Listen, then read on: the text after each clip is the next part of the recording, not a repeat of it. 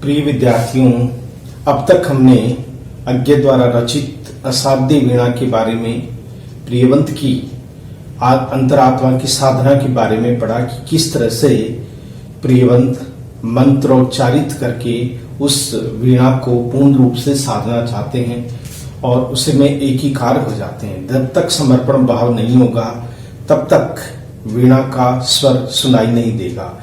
इसलिए सबसे पहले प्रियवंत ने अपने आप को वीणा से तारतम्य में बैठाया, अर्थात अंतर मन के तारों को जोड़ा, अर्थात वो पूरी तरह से उस साधना में खो गए जिसमें वीणा किरीट तरु से बनी थी।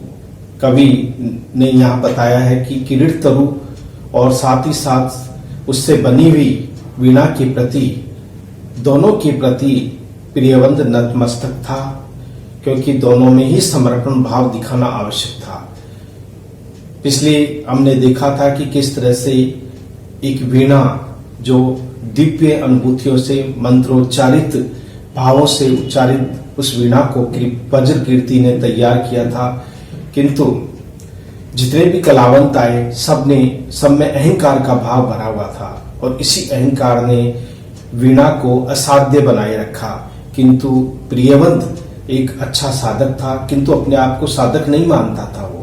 वो ये मानता था कि मैं कलावंत हूँ या आपका शिष्य हूँ, मुझे अपना पुत्रवत जानो तुम, शिशु की भांति जानो तुम, मेरा आपके प्रति ही वीणा मेरा समर्पण भाव है, मैं आपके सामने नतमस्तक होता हूँ। तो समर्पण भाव के कारण ही वज्र कीर्ति की जो मंत्र पूरित वीणा है, जो उसके भाव थे वज्र कीर्ति के, वो प्रियवंत में समाहित हो गए। ऐसा प्रतीत हुआ कि मानो वज्र कीर्ति के रूप में ही प्रियवंत में उसकी भावनाएं समाहित हो गई हो। इस तरह से जिस वीणा की साध को पूरा करने के लिए या बजाने के लिए वज्र कीर्ति ने अपना संपूर्ण जीवन होम कर दिया, वही अंतिम इच्छा को पूर्ण करने के लिए एक जिस तरह से कलावंत के रूप में हमारे सामने एक अच्छा अंतर आत्मा का संबंध जोड़ने वाला प्रियवंत उससे जुड़ जाता है और किस तरह से उस वीणा को वाद्य यंत्र के योग्य बना देता है, क्योंकि वह सबसे पहले अपने अहंकार को त्याग करता है। अपने अहम को त्याग करके उसकी प्रति श्रद्धा भाव जगा करके उसे नतमस्तक होकर के उसे अंतरात्मा में धारण करके उसके प्रति जितने भी सौम्य भाव हो सकते हैं उन सभी सौम्य भावों को ग्रहण करके वह वीणा के प्रति पूर्ण रूप से समर्पित हो जाता है। वह प्रियवंत। यही प्रियवंत की साधना देखिए किस रूप में अब आगे दिखाई देती है, उसके बारे में अब हम पढ़ेंगे। देखिए क्या कहते हैं। राजा जागे, समाधिस्थ संगीतकार का हाथ उठा। सभी वीणा को देख रहे थे, वीणा की उस दशा को देख रहे थे और दूसरी तरफ प्रियवंत जो बिल्कुल गहन साधना में लीन हो चुका था और उस वीणा को बजाने हेतु, क्योंकि उस वीणा को तो वैसे उन्होंने अंतर मन से धारण कर लिया था, प्रियवंत ने अचानक ऐसा आभासित हुआ कि शायद वीणा बजने को है। अचानक जो राजा था उसका ध्यान भंग हुआ। अचानक राजा जागे, अचानक राजा का ध्यान भंग हुआ। जो गहरी निद्रा में या गहरी सोच में डूबे हुए थे, अचानक उनकी तंद्रा टूटी, उनका ध्यान टूटा। अचानक उनकी नजर कहाँ गई? प्रियवंत पर। क्या होता है? समाधिस्थ संगीतकार का हाथ उठा। जो समाधि में लीन था प्रियवंत, अचानक समाधि से, ऐसा समाधि में तो था ही, लेकिन उसने संगीत के लिहाज से, संगीत की दृष्टि से अपने हाथ को ऊंचे उठाया। ऐसा प्रतीत होता है कि मानो कोई संगीत की कोई लय छोड़ रहा हो, संगीत की कोई धान या संगीत की कोई तान छेड़ रहा हो, उस भांति प्रतीत हुआ। कौन? प्रियवंत। राजा के सामने सभी लोग उत्सुक होकर के प्रियवंत को देखने लगे। राजा का भी ध्यान भंग हुआ और सबने देखा कि प्रियवंत संगीत के स्वर के लिए अपना हाथ उठा रहा है। ऐसा लगता है कि मानो उसने उस वीणा पर कोई तान छेड़ दी हो। कापी थी अंगुलियां अलस अंगड़ाई ले, मानो जाग उठी थी वीणा। अर्थात जो प्रियबंध था उसकी अंगुलियां कांप रही थी, कापी थी उसकी अंगुलियां, कापी थी उंगलियां, अलस अंगड़ाई ले, आलस्य से अंगड़ाई लेकर के। अब वो आलस्य को त्याग चुका था और वीणा से अपना अंतर संबंध जोड़ चुका था, अंतर्मन का संबंध जोड़ चुका था और अलस अंगड़ाई ले, मानो जाग उठी थी वीणा। आलस्य को त्याग दिया और साधना में पूरी तरह से लीन हुआ, उसकी साधना सफल हुई। आलस्य को उसने पूरी तरह से त्याग दिया और सौम्य भाव को मन में धारण करके और वो उस वीणा को साधने में लग गया। तब ऐसा प्रतीत हुआ कि स्वयं मानो जाग उठी वीणा में भी चेतनता आ गई, एक सजीवता आ गई।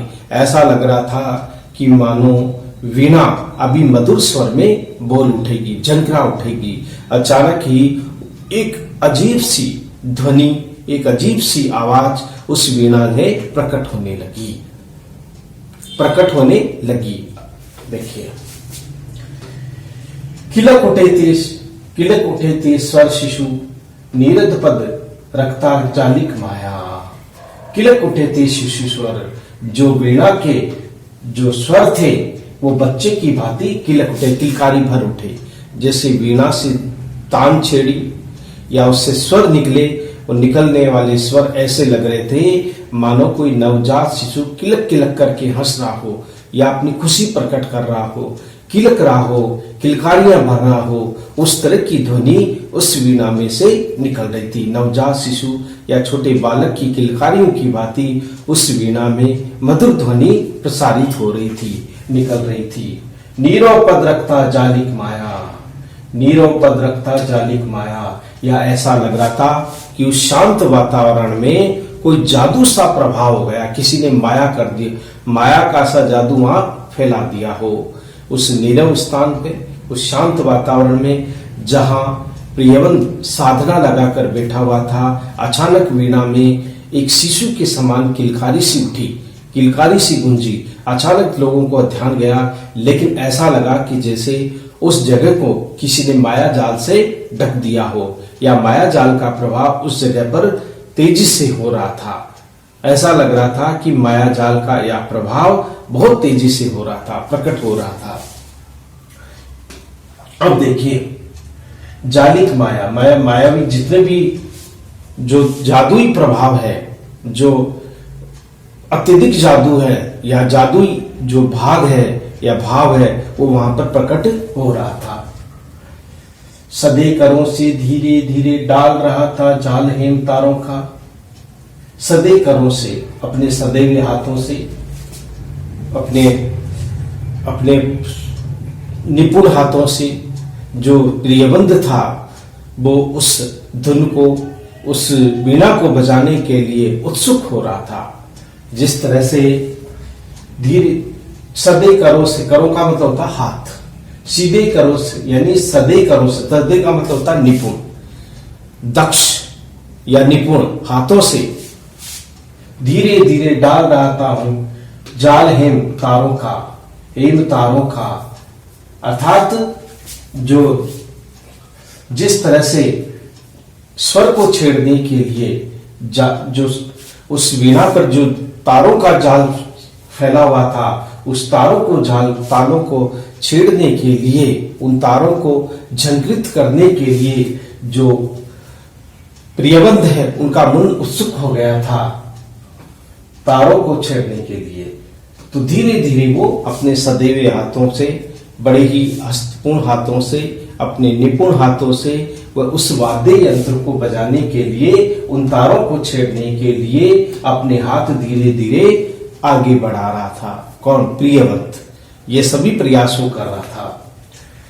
सहसा वीणा छनक उठी, वीणा झंझना उठी, संगीतकार की आंखों में ठंडी पिघली ज्वाला सी छलक गई।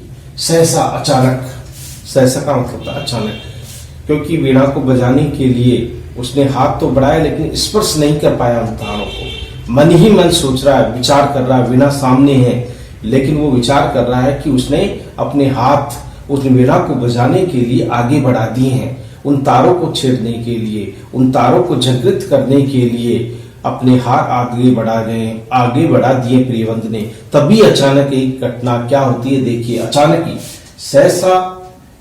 सहसा यानी अचानक ही वीणा झंझना उठी, वीणा चंकृत उठी, उसमें संगीत के स्वर निकलने लगे, उसमें संगीत की भावना उत्पन्न होने लगी, उसमें नई स्वर लहरी उत्पन्न होने लगी। संगीतकार की आंखें ठंडी, जो संगीतकार था अर्थात प्रियवंत, उसकी मन को तसल्ली मिली, उसकी मन को दिलासा मिली और उनकी आंखों को भी ठंडक पहुंचाई। उसने उस संगीत की लहरी ने उसकी आंखों को ठंडक पहुंचाई, मन में दिलासा मिला कि चलो वज्र कीर्ति की जो मनोकामना है वो आज पूर्ण हुई, क्योंकि इसी वीणा को वो साधना चाहता था, लेकिन सबके लिए ये असाध्य बनी हुई थी। किंतु बड़ी खुशी की बात है, आज वीणा स्वयं ही झंकृत हो गई। ऐसा लगा कि उसे बजाने की ही आवश्यकता नहीं, वह स्वयं में ही अपने आप ही अचानक बज उठी, झंझना उठी। संगीतकार की आंखें ठंडी, पिघली ज्वाला सी झलक गई। जैसे पिघली हुई ज्वाला होती है, अचानक ठंडी ज्वाला पिघल जाती है, पिघलने लगती है। तो जो वीणा असाध्य थी सबके लिए, जो वीणा असंभव थी सबके लिए, वह आज क्या हो गई, संभव हो गई।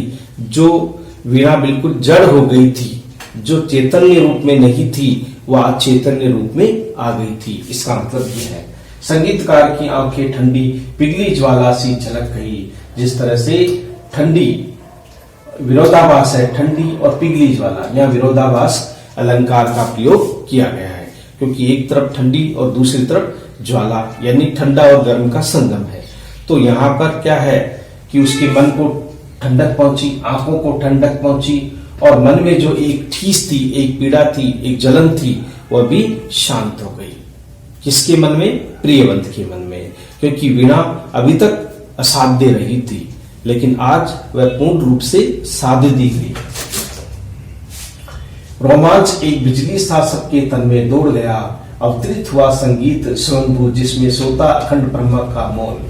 आगे देखिए, रोमांच का एक सबके तन में दौड़ गया। जैसे ही वीणा बजने लगी, जहां उपस्थित लोग थे, सभासद थे, राजा था, रानी थी, जो भी लोग उस वीणा को बजते हुए देखना चाहते थे, अचानक वीणा को बजते हुए देख करके उनके मन में, उनके तन में एक सिहरन से उत्पन्न हुई, खुशी का भाव प्रकट हुआ। क्योंकि वीणा, जिस वीणा के लिए बजने के लिए या सुनने के लिए, उसकी संगीत लहरी को सुनने के लिए लोगों के कान तरस गए थे, आज वही वीणा अपने मधुर संगीत को बिखेर रही है सबके सामने। देखिए, रोमांच, सबके मन में एक रोमांच आ गया, एक खुशी का माहौल आ गया, एक प्रसन्नता छा गई मन में, तन में, मन में। बिजली सा सब दौड़ गया। एक अचानक, जिस तरह से बिजली का सा प्रभाव होता है, यानी फुर्ती से कोई चीज, अचानक ही सबका ध्यान उस बजने वाली वीणा पर चला गया।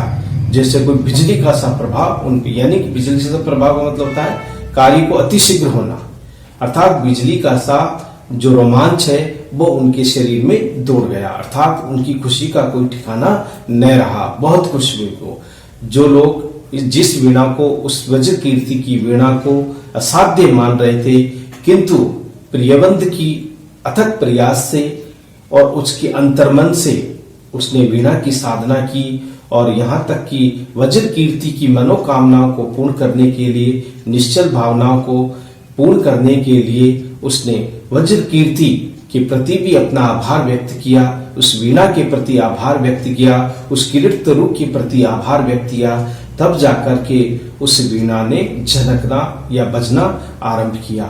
ये कोई बिजली का सा प्रभाव सबके मन में डाल रहा था। वो प्रभाव अवतरित हुआ संगीत, उस वीणा में नई नई धुनें, नई नया संगीत का भाव जो था वो उत्पन्न होने लगा, पैदा हो गया, उसमें फैल गया। उसमें देखिए, स्वयंभू जिसमें सोता अखंड ब्रह्म का मौन, ये अज्ञात सत्ता है, ये वो परम परमेश्वर है।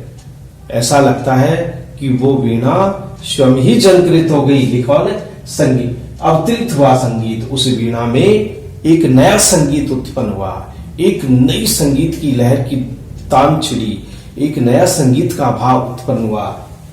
स्वयंभू, स्वयंभू का मतलब होता है वो अपने आप में ही परिपूर्ण थी, अपने आप में ही संगीत की ज्ञान का भंडार थी। वो कौन? वो वीणा। वो स्वयं में ही बजने लगी, अपने आप ही बजने लगी। स्वयंभू का मतलब होता है स्वयं से स्वयं को ही संगीत के स्वर उसमें निकलने लगे, जिसमें सोता अखंड ब्रह्म का मौन। यहाँ पर रहस्यवादी भावनाओं को स्पष्ट किया गया है कि जो ब्रह्म परमात्मा है, परमात्मा स्वरूप है, इस संगीत, इस वीणा में भी उस वज्र कीर्ति का जो भाव है, भावना है या मन है, इसी में निवास करता है। जिस तरह से प्रकृति ब्रह्म यानी ब्रह्म प्रकृति में निवास करता है, उसी तरह से वह वज्र कीर्ति के अंतर्गत जो भाव है वो उस वीणा में निवास करता है। सोता है अखंड ब्रह्म का मौन। जो परम परमेश्वर है, ईश्वर है, सत्ताधारी जो है, वो अखंड ब्रह्म का जो मौन है वो इसी वीणा में समाहित है। ये रहस्यवादी भावना है। अशेष प्रभा में डूब गए सब एक साथ, सब अलग अलग एकांकी पार तिरे। अशेष प्रभा में अब कुछ भी शेष नहीं था। एक नई रोशनी, एक नई आशा, कुछ भी ऐसे यानी नहीं, शेष यानी बचा हुआ, कुछ भी शेष नहीं था। प्रभा में जैसे प्रातः काल की किरणें सारे अंधकार को नष्ट कर देती है, सारे अंधकार को समाप्त कर देती है, तो संगीत की एक नई ऊर्जा ने चारों तरफ संगीत का सा उजाला फैला दिया।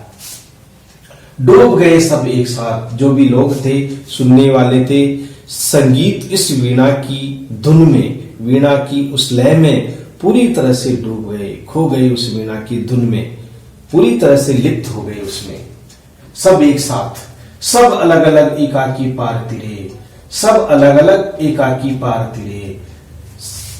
जो संगीत का जो स्वर था, जो जैसा सोचता था, जो जैसा भाव रखता था, सबको अलग अलग रूपों में ये संगीत इस पार से उस पार ले जा रहा था। अर्थात सबकी मनोकामनाओं को वो पूर्ण कर रहा था। वह वीणा एक तरह से मनोकामना वीणा थी, समस्त प्रकार की मनोकामनाओं को पूर्ण करने वाली वीणा थी। जो जिस रूप में उसे धाता था, धारण करता था, वो उसी रूप में उसे उस पार ले जाती थी।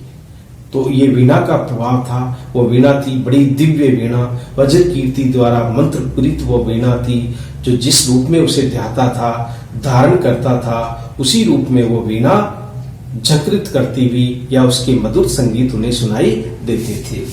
अब देखिए, राजा ने अलग सुना, जय देवी यश काय, वरमाला लिए गाती थी मंगल गीत। राजा ने अलग सुना, राजा ने जब वीणा का जब संगीत सुना, उसकी तान को सुना, उसके संगीत को सुना, तो वो अलग ही था। क्या सुना उसने कि जय देवी, विजय की देवी, यश काय, यश और विजय यानी जय यानी विजय की देवी और यश दोनों वरमाला लिए वे मंगल गीत गा रही है। विजय की देवी और साथ ही साथ जय की देवी यानी विजय की देवी और यश की देवी, यश और विजय की देवी दोनों अपने हाथ में माला लिए वे मंगल गीत गा रही है, शुभ गीत गा रही है। विजय की देवी और यश का भाव वरमाला लिए वे अब मंगल गीत को गा रही है। एक अधिक यानी कि राजा इसी प्रकार से सोचता था, तो उसी रूप में दिखाई दिया।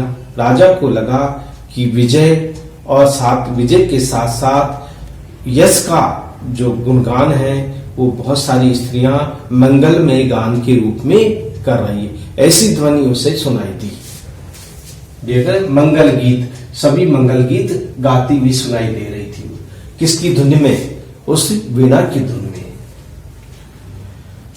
आगे है, धुंध भी दूर कहीं बसती थी, ये वर मंगल गीत तो गाती थी, मंगल गीत के साथ साथ राजा को धुंध भी यानी जो तुरई यंत्र है या जो एक बाजे का यंत्र है, एक वाद्य यंत्र की जो ध्वनि है, वो भी उसे उस समय सुनाई दे रही थी। धुंध भी होती तुरई, जिसको मुंह से बजाया जाता है, वो ध्वनि भी बहुत दूर से उसे सुनाई दे रही थी, बहुत दूर दूर तक वो फैली हुई थी उसकी ध्वनि। राज मुकुट सहसा हल्का हो आया, मानो फूलस शीर्ष का। अचानक जो राजा है, राजा को ऐसा लगा कि जिसने मुकुट धारण किया हुआ था, वो मुकुट ऐसे लगने लगा जैसे कोई हल्का शिरस का फूल होता है, अर्थात उसका जो मस्तिष्क, सिर का जो बोझ था, सिर का जो भार था, वो बिल्कुल हल्का हो गया, कम हो गया। जो उत्तरदायित्व उसने वहन किया था, जो वीणा की साधने का जो संकल्प उसने किया था कि उस वीणा को साध कर ही रहेगा राजा, तो उस संकल्प में राजा सफल रहा। इसलिए कवि ने यहाँ पर कहलवाया है कि राजा का जो मुकुट है अचानक हल्का हो गया। क्यों? क्योंकि वह उस वीणा को सधवाने में सफल रहा, उस वीणा को बजवाने में सफल रहा। वज्रकीर्त की जो अधूरी इच्छा थी उसको भी उसने पूर्ण कर दिया। हल्का सा हुआ, मानो फूल सिर का। अब उसका जो सिर था, जहां मुकुट धारण किया हुआ था, वह मुकुट भी ऐसे लगने लगा जैसे कोई सिरस का हल्का फूल सिर पर रखा हो, अर्थात सिर से जो बोझ था वो पूरी तरह से हट गया। मन में एक अच्छी अनुभूति होने लगी। ईर्ष्या, महत्वाकांक्षा, द्वेष, चाटुता सभी पुराने लुगड़े से झर गए, निखर आया जीवन कंचन। राजा जो थे, राजा के मन में भी जितनी भी बुराइयां थी, जितने भी दोष थे, जितने भी अवगुण थे, जिनमें ईर्ष्या, महत्वाकांक्षा, द्वेष, चाटुकारिता, चापलूसी, ये सब जितने भी जो दोष थे, जो उनकी बुराइयां थी, वे सारी की सारी बुराइयां उस वीणा के संगीत को सुन करके स्वतः ही दूर हो गई। अर्थात राजा निष्कलंक हो गया, राजा पवित्र हृदय का पारखी हो गया, उसका मन पूरी तरह से स्वच्छ हो गया। अब उसके मन में न ईर्ष्या है, न द्वेष है, न महत्वाकांक्षा है, न किसी की प्रकार की कोई चाटुकारिता यानी चापलूसी। वह निष्पक्ष भाव से उसका हृदय पूरी तरह से स्वच्छ हो गया। राजा बिल्कुल शुद्ध हृदय हो गया। राजा के मन में अब किसी प्रकार की द्वेष भावना नहीं रही। उस पवित्र संगीत ने राजा के हृदय को भी बिल्कुल शुद्ध कर दिया, सात्विक हृदय बना दिया उसको। निखर आया जीवन कंचन, और उसका जो जीवन था राजा का और अधिक पवित्र हो गया, जैसे सोने पे सुहागा हो गया, अर्थात और अधिक पवित्र हो गया उसका मन। राजा का मन वैसे तो था पवित्र, लेकिन उसमें द्वेष, ईर्ष्या, घृणा, महत्वाकांक्षा जैसे भाव थे, वे आज उसके हृदय से बिल्कुल धुल गए हैं, समाप्त हो गए। राजा का हृदय कंचन की तरह, पवित्र सोने की तरह, स्वर्णिम की भांति निखर आया है, बिल्कुल शुद्ध और सात्विक रूप में उसका हृदय हो गया है। ये किसका प्रभाव था? उस संगीत का प्रभाव था, उस संगीत के भाव का प्रभाव था जो उस समय प्रकट हो रहा था। अब देखिए, धर्म भाव से जिसे न्योछावर कर देगा, जीवन कंचन धर्म भाव से जिसे न्योछावर वह कर देगा। अब तो राजा का एक ही धर्म है कि वो लोगों की सेवा करे, प्रजा की सेवा करे, धर्म की रक्षा करे, इसी में अपने संपूर्ण जीवन को वो समर्पित कर देगा, उसी में अपने जीवन को पूरी तरह से लगा देगा। यही राजा का संकल्प था, यही राजा का उद्देश्य था कि वह अब उसका संपूर्ण जीवन धर्म की रक्षा के लिए, धर्म की अच्छाई के लिए ही समर्पित रहेगा। वो किसी भी तरह से अब बुराइयों को, अब द्वेषों को, अब मन में जितनी भी बुराइयां हैं, उन बुराइयों को कभी भी स्वीकार नहीं करेगा। उसका हृदय शुद्ध और पाक हो गया है। अब वो अधर्म का साथ नहीं देगा, धर्म के अनुसार चलेगा, धर्म के नियमों का पालन करेगा, धर्म के अनुसार अपना जीवन जिएगा और धर्मानुसार ही संपूर्ण कार्यों को संपन्न करेगा। यह राजा ने संकल्प लिया, तो राजा का जीवन तो धन्य हो गया। राजा ने तो उस वीणा की धुन को सुन करके अपने आप को निष्कलंक कर दिया। अब देखिए, रानी ने अलग सुना। अब आता राजा के बाद में रानी ने भी सुना उस संगीत, उस वज्र कीर्ति की वीणा से आने वाली ध्वनि को बिल्कुल रानी ने भी सुना, रानी ने भी उस संगीत को सुना। छटती बादलों में एक ओद गई तुम्हारे मणि माणिक के कंठहार वस्त्र मेखला किंकणी। आगे रानी ने अलग सुना, सब कुछ जो जैसा भाव रखता था उसी भाव के अनुसार उसे संगीत का भाव सुनाई दे रहा था। तो इस तरह से राजा ने तो धर्म का पालन का संकल्प ले लिया कि वो तो अब जीते जी सदैव धर्म का निर्वाहित करेगा, धर्म का पालन करेगा। उसके लिए अपने संपूर्ण जीवन को उसने न्यौछावर कर दिया। अब दूसरी तरफ रानी थी, रानी ने उस वज्र कीर्ति की वीणा का स्वर जब सुना तो उसके जीवन में क्या परिवर्तन आया, वो क्या संदेश देना चाहते हैं, क्योंकि जो जैसा भाव रखता है वो उसी भाव में वो संगीत सुनाई देता है। अगर कोई बुरा भाव रखता तो उसे उस बुरे भाव के रूप में ही वह संगीत सुनाई दे रहा है, क्योंकि ये अंतर्मन की वीणा है जो तारों को झकझोर कर देती है। जब रानी ने सुना तो वो अलग ही था। क्या सुना उसने? जैसे छटती बादली में एक ओद गई, जैसे आसमान में घनघोर बादल छाए हुए हैं और छाते छाते अचानक बादली में बदले छटने लगे, यानी कम होने लगे। तभी अचानक बिजली चमक गई, तभी अचानक बिजली चमक गई बादलों को छटते छटते। तो वैसे ही रानी के हृदय में भी परिवर्तन आ गया। जैसे भरे हुए बादलों के बीच में, जल से भरे हुए बादलों के बीच में अचानक बिजली कूद जाती है, अचानक बिजली चमक जाती है, वैसे ही रानी के हृदय में भी एक परिवर्तन की धारा बहने लगी। वो क्या कहने लगी, अब देखिए उसके जीवन में क्या परिवर्तन आया। तुम्हारे ये मणि माणिक के कंठहार पटवस्त्र मेखला किंकणी, जितनी भी ये भौतिक चीजें हैं, हे रानी, वो संगीत का स्वर ये कहता है, संगीत का भाव ये कहता है रानी को कि जो तुमने अब बहुमूल्य चीजें धारण की गई है ये सब नश्वर है, सब व्यर्थ है, सब बेकार है। जो तुमने अपने गले में मणिहार धारण कर रखा है, मोती माणिक्य को तुमने अपने शरीर पर धारण कर रखा है, ये कंठहार तुमने सुंदर कंठहार गले में धारण कर रखा है, यानी रेशमी वस्त्रों को तुमने अपने शरीर की शोभा बढ़ा रही हो, और ये जो मेखला किंकणी जो तुमने अपनी कमर के ऊपर जो मोतियों से बनी हुई करधनी को तुमने अपनी कमर में धारण किए हुए हैं, ये भौतिक है, ये सब नश्वर है, ये सब समाप्त हो जाएंगे, ये सब निराशा के भाव को बढ़ाने वाले हैं, ये सब व्यक्ति में लालसा को बढ़ाने वाले हैं, व्यक्ति में असंतुष्टि के भाव को जगाने वाले हैं। ये सब व्यर्थ है, सब बेकार है, क्योंकि समय आने पर ये किसी भी उपयोगिता के नहीं रहते। ये सभी हमारे मन के आकर्षण के कारण है, हमारे मन में बहुत सारी विकृतियों को जन्म देने वाले कारण है। जितनी भी तुम हे रानी, यह संगीत का स्वर है, क्या कहता है उसे कि तुम्हारे ये जो माणिक्य मोती माणिक्य जो है, गले का कंठहार, रेशमी वस्त्र, और जो तुमने अपनी कमर पर धारण की हुई मेखला किंकणी यानी वो जो तगड़ी होती है, जो तुमने अपने स्वर्ण और चांदी से बनी हुई इस किंकणी को तुमने धारण कर रखा है, हे रानी, ये सब व्यर्थ है, ये सब भौतिक वस्तुएं हैं। एक समय आने पर ये समस्त चीजें नष्ट हो जाएगी, ये सब बेकार है,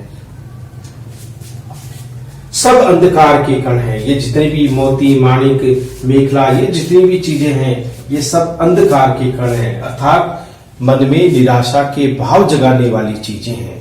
जब व्यक्ति के पास में नहीं होती तो निराशा का भाव जग जाता है। तो हे रानी, ये सभी मन में जितनी भी चीजें हैं, रुपया पैसा धन दौलत मणिक मोती, ये जितनी भी चीजें हैं, ये जीवन में अंधकार को बढ़ाने वाले कण हैं, साधन है। आलोक एक है, प्रकाश एक है, प्रकाश का रूप एक है, आप प्रकाश का रूप एक है, प्यार अनन्य उसी की, विद्युल्लता घेरती रहती रसभार मेघ को। हे रानी, आलोक एक है, उस परमात्मा की सत्ता एक है, उसका प्रकाश एक है, प्यार अनन्य उसी की। प्यार ही जीवन का उद्देश्य होना चाहिए, प्यार में ही अपने जीवन को पूरी तरह से समर्पित कर देना चाहिए, अपने मन को इधर उधर भटकाना नहीं चाहिए। उसी की विद्युतता गिरती रहती है रसभार मेघ को। आपने देखा होगा कि जो छाए हुए बादल है, बादलों के अंदर अमृत छिपा होता है, वो होता है जल। जब अमृत जल धरती पर बरसता है तो एक नए जीवन का संचार होता है, एक नए जीवन का आरंभ होता है। तो ये तुम्हारी जो मन के अंदर जो निराशा भाव है, हे रानी, ये जितने भी मोह माया के बंधन हैं, इन बंधनों को तुम छोड़ दो। ये तो उस चमकने वाली बादलों के बीच में चमकने वाली उस बिजली के समान सदृश है जो हमारे साथ में क्षणिक रूप में रहते हैं और फिर समाप्त हो जाते हैं। तो इसलिए तुम अपने मन में प्रेम रस को धारण करो। प्रेम रस को जिस तरह से बादली पानी को धारण करती है, उसी तरह से हे रानी तो प्रेम का संचार अपने मन में करो। थिरक रही उसी छाती पर जिसमें छिपकर सो जाती है। जैसे जैसे बादलों में चमकने वाली जो बिजली होती है वो उसी के हृदय में छिपी रहती है, लेकिन वो अपना आभास भी दिलाती है कि इसी जल में, इसी बादलों के बीच में उस बिजली का भी अस्तित्व है, उस विद्युत का भी अस्तित्व है। लेकिन इसका मतलब ये नहीं कि केवल वहां जल ही है, जल के साथ साथ वहां अग्नि भी है बिजली के रूप में।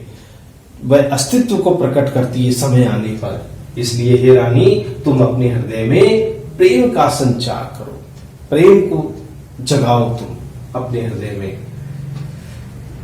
आश्वस्त सहज विश्वास भरी रानी उस प्यार को साधेगी। हे रानी हम विश्वास है, आश्वस्त है, हमें विश्वास है, हम पूरी तरह से इस चीज को विश्वास करते हैं, इस चीज को ग्रहण करते हैं, इस चीज को मानते हैं कि तुम सहज विश्वास भर करके अपने राजा के प्रति, अपनी प्रजा के प्रति, अपने प्रति एक प्यार के भाव को तुम सजाओगी, संवारोगी।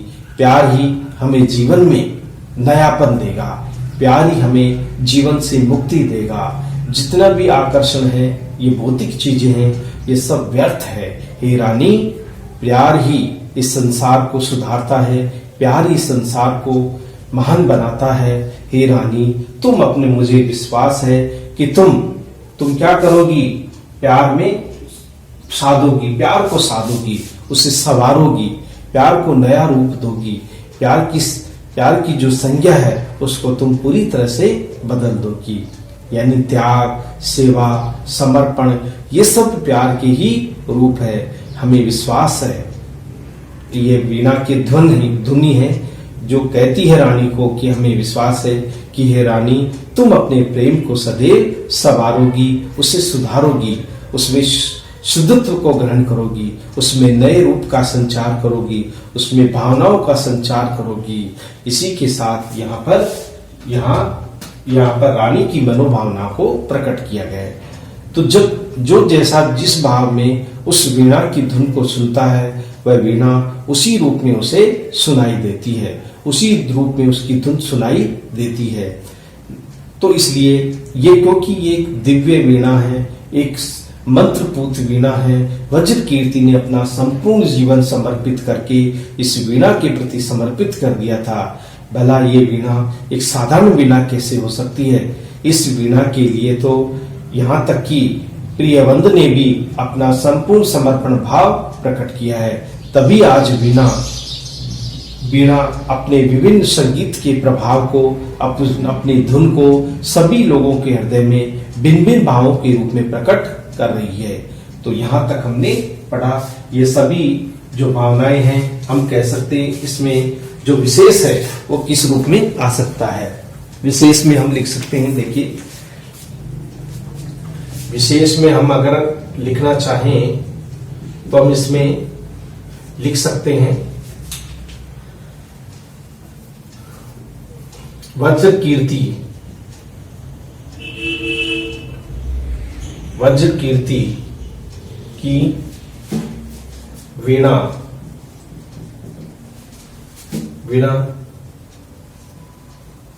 अंतर्मन के समस्त